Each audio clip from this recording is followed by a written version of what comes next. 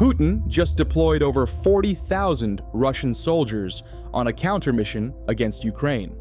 And with Trump winning the United States presidential election, Zelensky fears that Trump might pull the financial and military aid the U.S. provides Ukraine. We continue to give billions of dollars to a man who refuses to make a deal, Zelensky. There was no deal that he could have made that wouldn't have been better than the situation you have right now. Will the United States cut the financial and military aid it offers Ukraine? And how will this decision affect the war with Russia? Following the United States presidential election, Ukrainian President Volodymyr Zelensky took to the social media platform X to congratulate Trump on his win. However, some people believe he only did this to pander to Trump. Трамп сам по собі така людина, яка не буде підтримувати Україну, і він занадто багато має дружніх стосунків з Путіним. Тому стало вже зразу відомо, що він не допоможе нам у війні. President Trump has, in the past, made statements regarding Ukraine that indicate a shift from the level of support shown by the previous administration. And in recent speeches, Trump has called for a more balanced foreign policy, suggesting that he may focus on cutting foreign aid to countries involved in long-standing conflicts. This creates a problem for Ukraine, since the country relies heavily on the United States for financial and military support. A reduction in U.S. support would mean reassessing its military and strategic approaches. And to top that off, Trump has a very complicated relationship with Zelensky. According to CNN Politics, in 2019, Trump allegedly tried to leverage U.S. military aid to force Zelensky to investigate Biden and his son.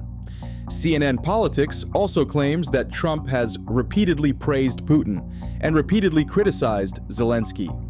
However, other U.S. leaders and allies continue to advocate for the U.S. to support Ukraine. They have argued its importance in order to limit Russian influence in Eastern Europe. But the Trump administration has made it clear that the focus is on domestic priorities. If the U.S. reduces its aid to Ukraine, European nations would have to step up in their support for Ukraine. To give some perspective, here's a graph that shows the amount of support the U.S. gives to Ukraine compared to countries in the United Nations. The United States alone gives 43% of the support, while the other 27 countries in the EU give the rest. Now, here's the problem. We've given so far $171 billion. They've given, meaning European Union, which is approximately the same size altogether as our economy. They've given about 20. So we're at 170, let's say, and they're at 20. You don't have to know too much about history to realize, or geography, to realize that they're a little bit more affected than we are, okay? So they've got to put up a lot more money. The potential shift in the support from the United States when Trump is sworn in could place many European nations under immense pressure, especially those that are battling their own economic and social issues. This will require European countries to either rethink their decision to support Ukraine's war or double down in their efforts to compensate for the U.S. withdrawal. But while most of the focus right now is on Trump's decision when he is finally in office, Ukraine has more pressing issues at hand.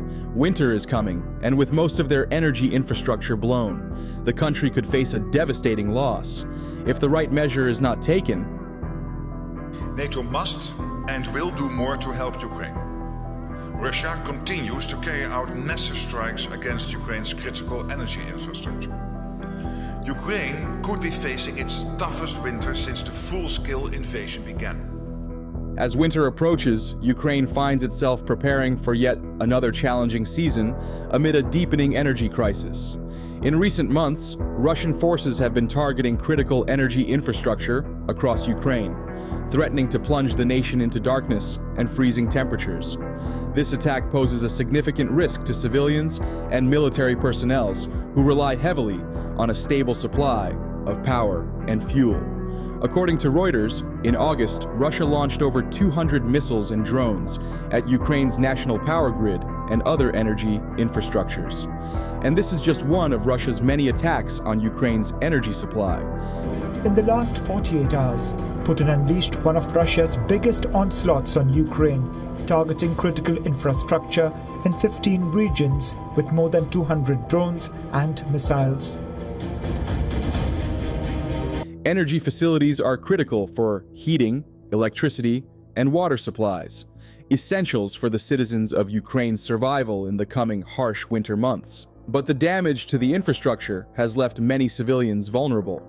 From frequent blackouts to the disruption of public transportation to heating system problems at home and hospitals, winter has put the country on the edge. On a mission to destroy, Russian forces targeted Ukraine's energy grids, cutting off over 500 settlements in 10 regions. One settlement in Venezia with over 121 consumers was cut off from the grid, while 372 consumers in 2 settlements in Mykolaiv were cut off. 390 households were affected in Odessa, while 1,500 homes were without power in Chernihiv. Due to Russian strikes, over 3,000 consumers were hit in Kherson, while nearly 5,000 were affected in Zaporizhia. As a result of Russian shelling, more than 5,000 consumers in Zhytomyr remained without power.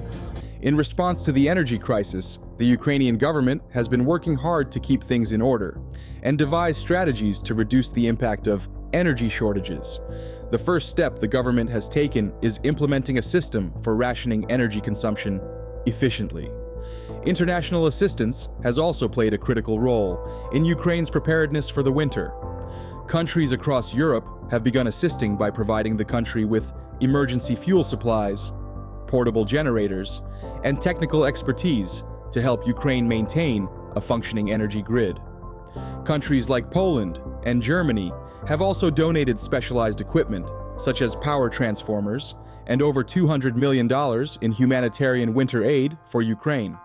Ukraine has also improved its internal energy reserves. Over the summer, the country's energy companies had increased production and storage of natural gas, coal, and oil to prepare for this shortage. But while all these preparations and structures are underway, Ukraine faces a new threat at the forefront of the war in the Kursk region. Russia just boosted its army, and the numbers are shocking to say the least. In recent weeks, approximately 45,000 Russian troops have been gathered in a counter-operation to fight Ukraine out of Kursk, a region in the west of Russia. This buildup has caught the attention of analysts who have raised alarms about Russia's intention. And it's not just soldiers. Reports state that Russian armored vehicles, artillery units, and air defense systems are also stationed near Kursk Oblast. The timing of this mobilization has also raised concerns due to Trump's stance on the United States offering aid. And to top it off, the Ukrainian soldiers are also engaged in their own counteroffensive efforts in other regions. So the army is spread a little too thin at the moment. But as though the situation couldn't get any worse, there are now reports of North Korean soldiers fighting alongside the Russian forces. Russia's alliance with North Korea, while not entirely new, has reached an unusual level of cooperation. And only 2 days ago, the Ukrainians fought the DPRK soldiers for the first time. Ukrainian Defense Minister Rustem Umerov confirmed that Ukrainian troops fought North Korean forces for the first time since Pyongyang sent its forces to help Russia. The minister made the corresponding statement in an interview with South Korean media Politico reports. According to Umerov, there were small-scale clashes between Kiev forces and North Korean soldiers. DPRK forces' involvement shows that Putin is now fully committed to North Korea. And with this new alliance, Ukraine might need the West's support, now more than ever. But until then, Ukraine's military will have to come up with immediate tactical measures and deploy their limited resources to counter Russian and North Korean troops effectively. This will include prioritizing defensive fortifications along Ukraine's northeastern borders, strengthening these areas with trenches and anti-tank defenses.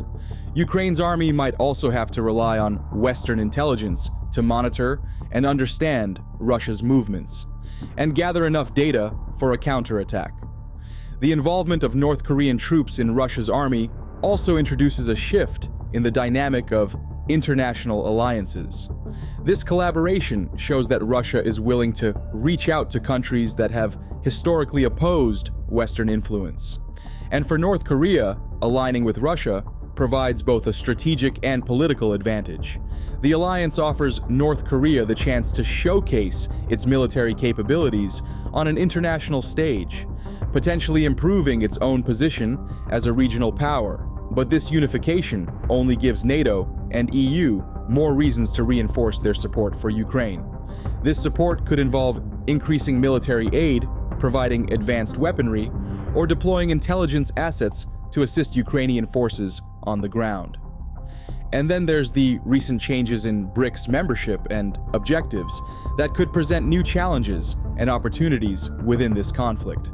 BRICS, which was originally a partnership between Brazil, Russia, India, China, and South Africa, has decided to include other countries.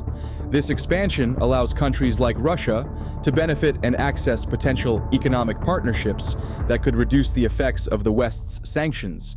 But for Ukraine, the rise of BRICS would mean that Russia will be free to fully attack the country, since Russia will no longer be limited by Western sanctions. But from another perspective, BRICS' recent development might also encourage NATO and the EU to further support Ukraine against Russia's force. Globally, the conflict in Ukraine may have significant ripple effects. Energy markets could face heightened volatility, especially in Europe. With reduced importation of gas supplies, European nations may experience higher energy prices, and governments will have to seek alternative sources, whether that's renewable energy or increasing their imports from the United States. The war may also impact global markets and international relations. Over the next year, NATO and EU nations may intensify their support for Ukraine, while alliances between Russia, North Korea, and other nations may deepen, potentially leading to new geopolitical tensions. Ukraine might be struggling to combat Russia with the new developments, but Moscow might be facing its own issues. So check out this deep dive, where I'll show you why Russian economy is done.